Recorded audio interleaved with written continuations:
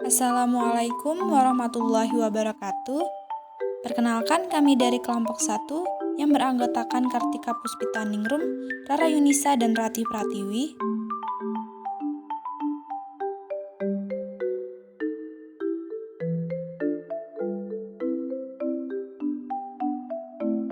Di sini kami akan menjelaskan yang pertama ada pengertian dan tujuan dari persalinan, dan yang kedua yaitu tahapan dalam persalinan.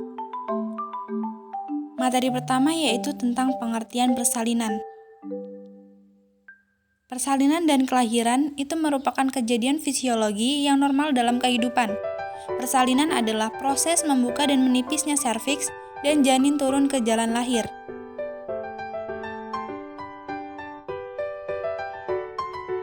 Tujuan dari persalinan yaitu mengupayakan kelangsungan hidup dan mencapai derajat kesehatan yang tinggi bagi ibu dan bayinya melalui berbagai upaya yang terintegrasi dan lengkap serta intervensi minimal dengan asuhan kebidanan persalinan yang adekuat sesuai dengan tahapan persalinan sehingga prinsip keamanan dan kualitas pelayanan dapat terjaga pada tingkat yang optimal.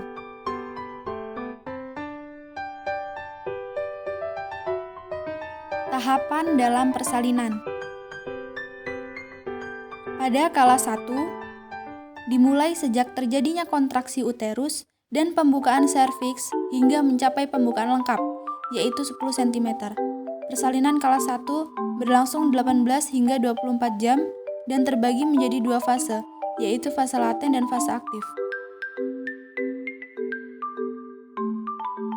Yang dimaksud dari fase laten itu adalah dimulai sejak awal kontraksi yang menyebabkan penipisan dan pembukaan serviks secara bertahap. Pembukaan serviks kurang dari 4 cm dan biasanya berlangsung di bawah hingga 8 jam. Sedangkan yang dimaksud dari fase aktif, fase ini terbagi menjadi 3 fase, yaitu akselerasi, dilatasi maksimal, dan deselerasi. Yang dimaksud dari fase akselerasi yaitu pembukaan 3 cm menjadi 4 cm. Yang dimaksud dari fase dilatasi maksimal yaitu pembukaan berlangsung sangat cepat dari pembukaan 4 cm menjadi 9 cm. Sedangkan fase deselerasi yaitu pembukaan menjadi lambat dari 9 cm menjadi 10 cm.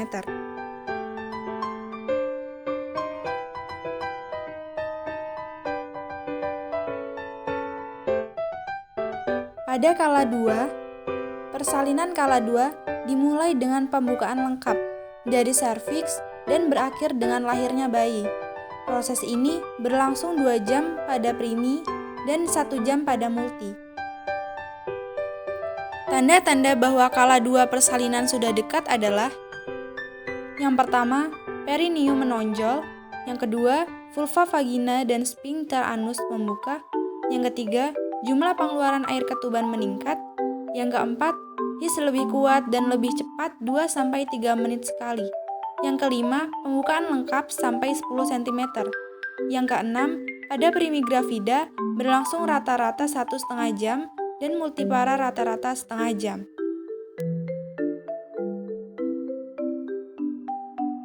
Kala 3.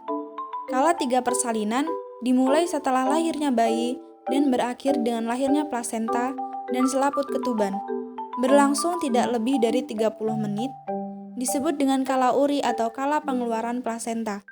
Peregangan tali pusat terkendali atau PTT dilanjutkan pemberian oksitosin untuk kontraksi uterus dan mengurangi perdarahan. Tanda-tanda pelepasan plasenta. Yang pertama, perubahan ukuran dan bentuk uterus menjadi bundar dan uterus terdorong ke atas karena plasenta sudah terlepas dari segmen bawah rahim. Yang kedua, tali pusat memanjang. Dan yang ketiga, semburan darah tiba-tiba.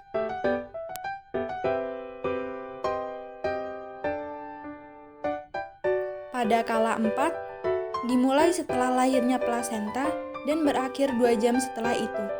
Paling kritis karena proses perdarahan yang berlangsung masa 1 jam setelah plasenta lahir, pemantauan 15 menit pada jam pertama setelah kelahiran plasenta, 30 menit pada jam kedua setelah persalinan.